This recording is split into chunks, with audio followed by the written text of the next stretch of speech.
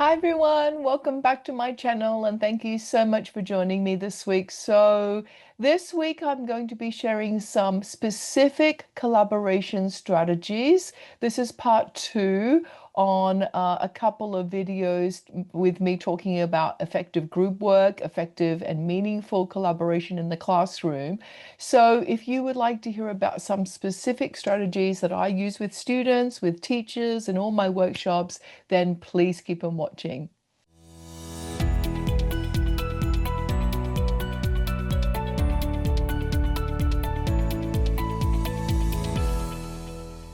Okay, so I very often discuss this important topic, meaningful collaboration in the classroom, in my school partnerships, because collaboration in the classroom is so important because it has to be meaningful. It's not just group work, but it's to a genuine co-construction of knowledge and understanding. And we know that there's sometimes problems with group work or collaboration in the classroom. Sometimes we have some students that are not doing enough, or some students doing more in that particular group. So, how do we actually be very intentional in the learning design for meaningful collaboration? Now, before you start any collaboration, or I think any class, we need to be encouraging and co-constructing some essential agreements or collaborative norms. Now, I used to do this regularly with my classes, with students, and I very often do it with teachers, depending on the group. And I use different strategies for creating essential agreements, but it ensures that everyone is on the same page in terms of how we are going to conduct ourselves during meetings, during lessons, during any kind of collaboration sessions or unit planning sessions. Sometimes I use, and I'll just show you now, it's the norms of collaboration from the adaptive schools. So this is from adaptive schools, and there's 7 different norms here. So rather than co-creating norms with different groups of teachers, we might just start with this one. And you can see it's pausing, paraphrasing, posing questions, putting ideas on the table, providing data, paying attention to self and others, presuming positive intent, the 7 Ps. Sometimes we live and breathe this. How? Not just by reading it, but I might say to teachers individually, identify which of these norms you feel like is your strength.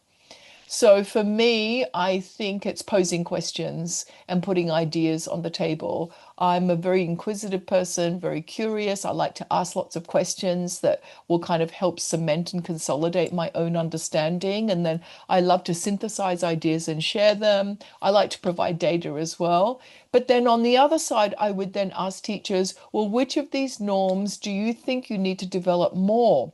For me, I think it's the pausing. I'm very conscious about pausing and not jumping in too quickly. My natural tendency is to jump in too quickly, but I think the power of the pause and really silence is golden. Letting educators, students, all learners have that thinking time as well. So sometimes I use these, sometimes we co-construct them. So today we're going to be having a look at some of the collaboration strategies, focusing on co-construction of knowledge and understanding. So I very often do listening triangles in my workshops where groups of 3, okay, there's a speaker, there's a questioner, and there's a note taker. So there's very specific roles. And let me tell you what those roles are. So, speaker explains the topic or expresses their opinion on an issue as directed by the teacher or the questioner here. So, the questioner listens carefully and asks for clarification or further detail. And the note taker observes the process and provides feedback at the end of the discussion to both the speaker and questioner. So the note taker is silent for most of the time, right? So what I would normally do is I'd give maybe groups of 3, 5 minutes where the speaker and the questioner are first having a dialogue with the note taker not speaking. Maybe the last minute the note taker would speak, and give the groups of 3 different prompts. So this is a good prompt. How will you encourage collaborative learning in your classroom? And You go through one round of 5 minutes. So you have one speaker, questioner, and note taker, and then you rotate. So it's very important that everyone gets a chance to be the speaker. Everyone gets a chance to be the questioner, and every person gets the chance to be a note taker.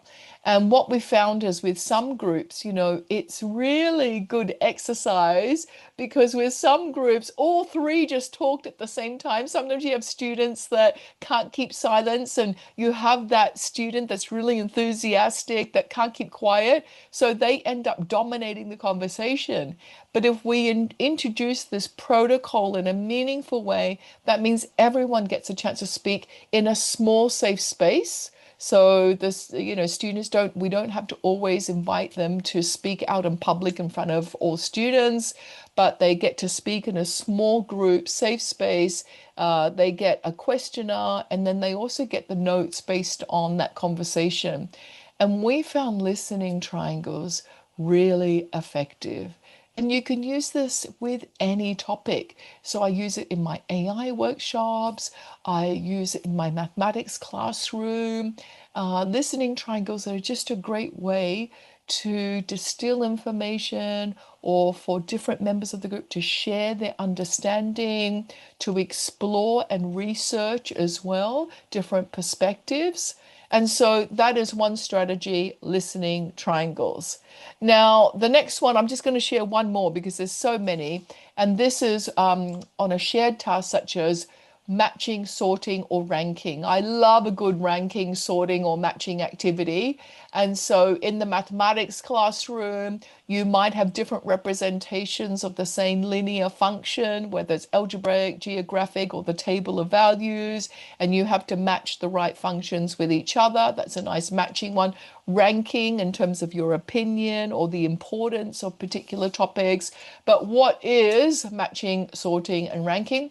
You're working collaboratively on a task, encouraging the use of vocabulary of that particular curriculum area, encourages the use of language and making suggestions, justifying opinions, agreeing and disagreeing. So there's a real co-construction of knowledge and understanding there.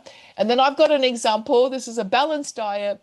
Learners are asked to sort cards with different foods on into groups according to their nutrient content, or it could be any other category. Or sometimes I like to just give a whole lot of cards and then ask students to find their own categories. I don't even tell them what the categories are. So they kind of sort them and justify what categories they feel and see from the information in the cards that's given. So there are a couple of ideas on collaborative learning strategies. So this week, I just wanted to share some really practical strategies that you can use in any classroom, any age group. I think with early years, you might just start off with two students and keep it 2, 3 minutes. And then with high school students, obviously you can have listening triangles where you have three students and then rotating the groups. Rotating the roles every 5 minutes or however long you think your students need. But I'd love to hear your suggestions on collaborative strategies that encourage co-construction of knowledge and understanding. So feel free to put it in the comment section below. Thank you so much for joining me this week, and I look forward to seeing you next time. Bye.